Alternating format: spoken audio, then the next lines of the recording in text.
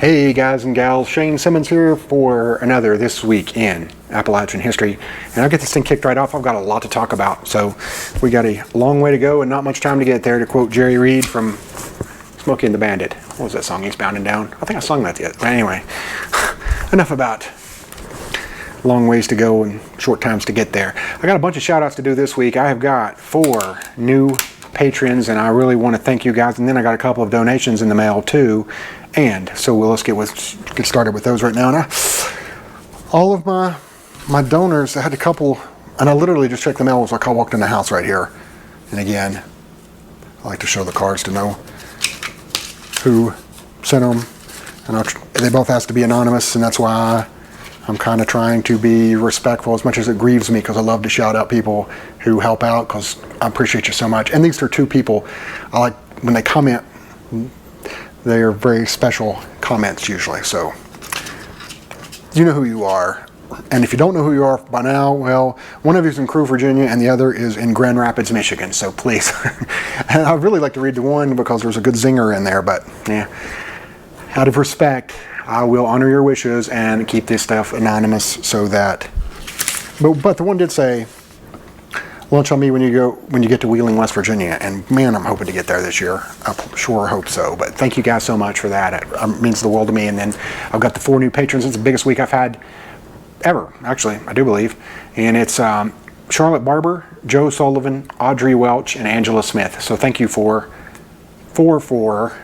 joining up this week and supporting what we do here, because I can't do it without you. You know that, and I appreciate it more than you ever know, because I've had to tap into the Patreon account a few times to get gas money and that kind of thing, or lunch money, or whatever it took to get to the town. So every time I do that, I think of the support and I think, man, it's so great that people would actually spend their hard-earned money to support what I do. But I know I say this every time, but I can't help it. It means that much to me every time. I swear, every time I see a new name, it's like, man, I can't believe this actually impacts people in that way, and that they really would support it. But moving on, I got a lot to talk about, and so let's get right into it. April 12th. Back in 1900, Florence Reese was born in Sharps Chapel, Tennessee. And she was a social activist, poet, and probably what you know her for is a folk songwriter. She wrote the song "Which Side Are You On?", which is a huge Union anthem. You still hear it even today. She wrote that in 1912 when she was 12 years old. And it was actually when her dad was out on strike, she wrote the original lyrics to that song. And then later in life, her husband was part of the Harlan County strike in 1931, and it became wildly popular during that time. And then again, she actually appeared in the movie and the documentary. I've raved about this thing I don't know how many times, but the 1976 Harlan County, USA documentary, which is fantastic. It's very shaded, of course, pro-union, but it still gives you a wonderful insight into what that was like. And as a man who worked during a coal strike, it really registers with me. Not quite as violent as the Harlan County one for sure, but I could see just enough of those elements. One of these days I'm going to talk about my experience, because I've still got a Jack Rock somewhere from 1989, so it's an antique now, I guess.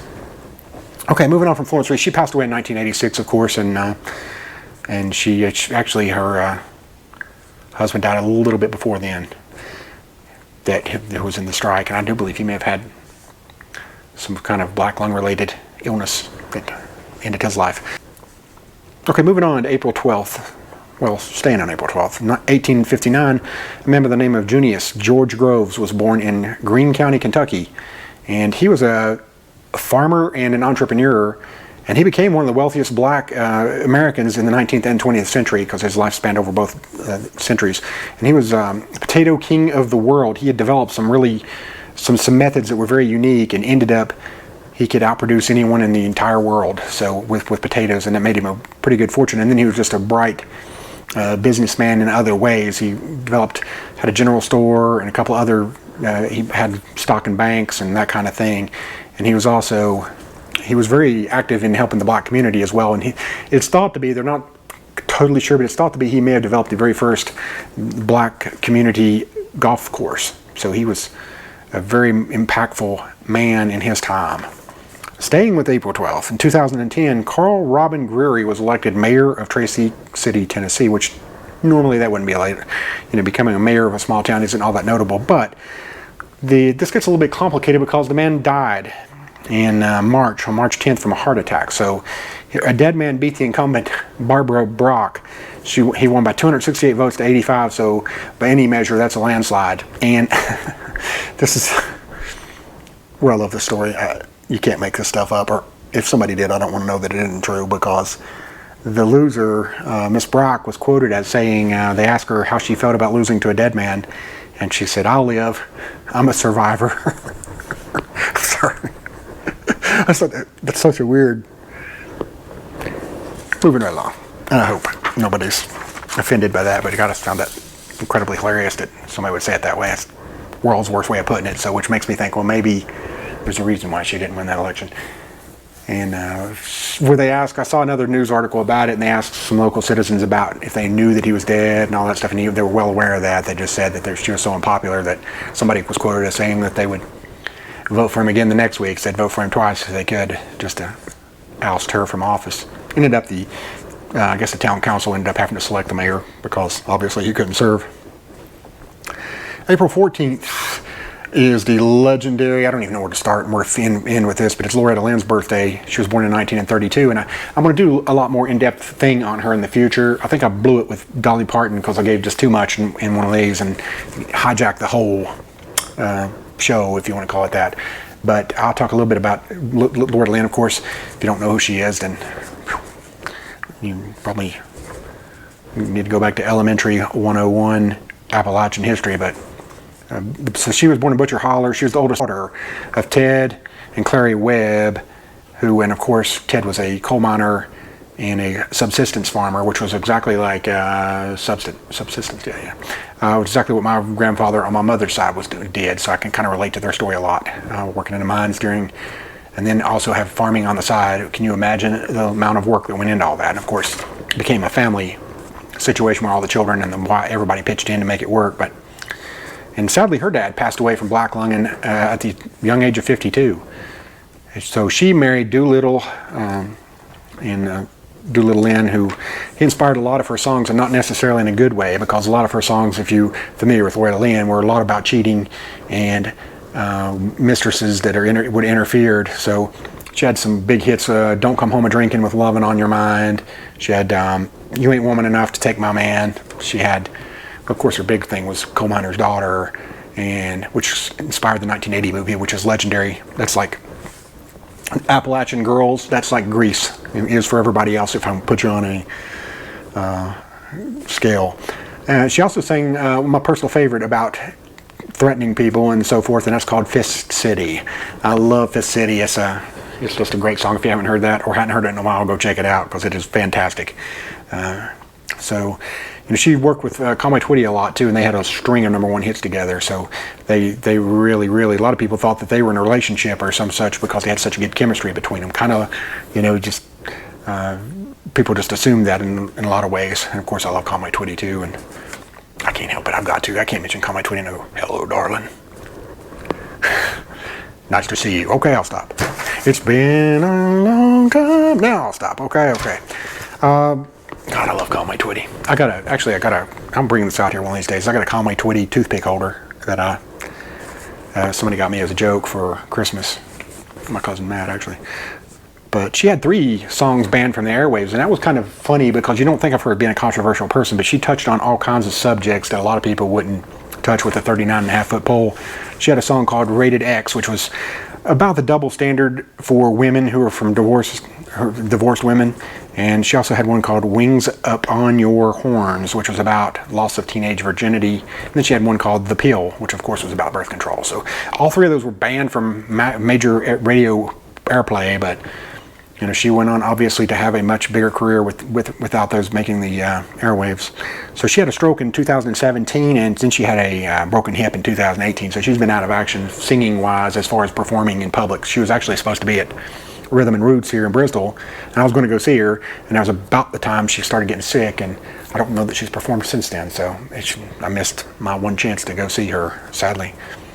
Moving on to April 15th, Chris Stapleton was born in 1978. He was raised in the Paintsville area, and he, of course, He started off, a lot of people don't know this, I certainly didn't, I thought it was a great, he's a tremendous, of course, songwriter. He started off that way and got a lot of acclaim that way, but he really started out in 1999 with a Travis Tritt tribute band. So I think that's fantastic. I like Travis Tritt too, but it's funny how Chris Stapleton's quite a bit bigger than Travis Tritt, at least at this point, certainly. And a lot of Chris Stapleton's songs, you got The Traveler, you got Tennessee Whiskey, and he just had a string of hits, and a very popular guy. I think a lot of people around here love and respect him too, which means a lot. It means he was a good person around here while he was in the area. So happy birthday, Chris Stapleton out there. Moving on to April 16th. Arch Moore was born in 1923 in Moundsville, West Virginia, and he became the 28th and then the 30th governor of West Virginia because he served non-consecutive terms.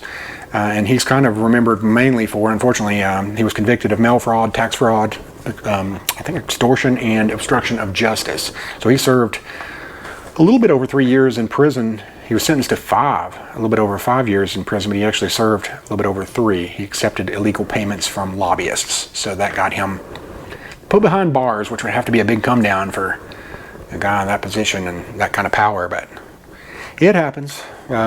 Also on April 16th, and it's one of these things I don't want to dwell on because it's just so, you got to mention it, but I don't want to, it's hard to talk about. It was the Virginia Tech shootings, of course, that happened in Blacksburg, where 32 individuals were killed when a shooter, just a madman, opened fire, and I'm not going to dignify him by naming his name and give him any publicity. And it was the deadliest, still today, the deadliest school shooting in history. And it took place over in 2 halls, but one of those halls was Norris Hall. And when I went to Virginia Tech for a year, I had some classes in Norris Hall. So it really, you just think about your own life. It puts in perspective. If you're in the wrong place at the wrong time, anything can happen. As a matter of fact, my son is enrolled at Virginia Tech now, and I just think, gosh, you just can't take anything for granted ever. So I definitely want to remember the 32 individuals who lost their lives needlessly and pay some honor to them, of course. Moving on to April 17th, Jennifer Garner was born in 1972, and she was raised in Charleston, West Virginia, and she's an actress who was married to Ben Affleck at one time for a pretty good long stretch. And she got her first break on a television show called Alias. She had a cameo in the movie Catch Me If You Can. She's been Daredevil, Elektra. She was in a lot of films and made a big name for herself and as a native West Virginian. So, and finally, April 18th in Chattanooga, Tennessee, a man by the name of Clyde Stubblefield was born in 1943.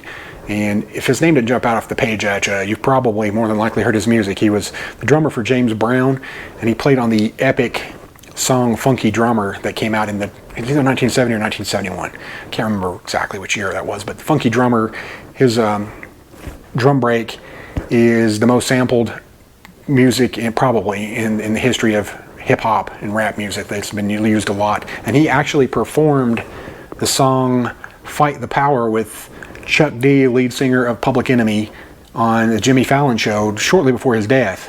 And in fact, the song Fight the Power, if you're not familiar with it, it says something about sound of the funky drummer. And I know a little bit too much about Public Enemy. What can I say? I listened to him when I was younger. I listen to everything. But that was Mr. Stubblefield, and he had, like I said, his music lives on. You'll hear it all the time and sampled in hip-hop music, so he left a lasting impression from that song. So that wraps up this week, and I got through that quicker than I thought I would. I'm getting better at this because I don't want to just dwell on one subject for too long, but also want to touch on them all. Anyway, again, thank you guys for supporting us, for liking, subscribing, and all the things that you do, and it is appreciated more than you'll ever know. I want to thank again the couple of anonymous donors that we did have, and also Charlotte Barber, Joe Sullivan, Audrey Welch, and Angela Smith. Thank you so much for your patronage, pun intended. But I thank you guys so much, and I'll talk to you again next week. Thanks.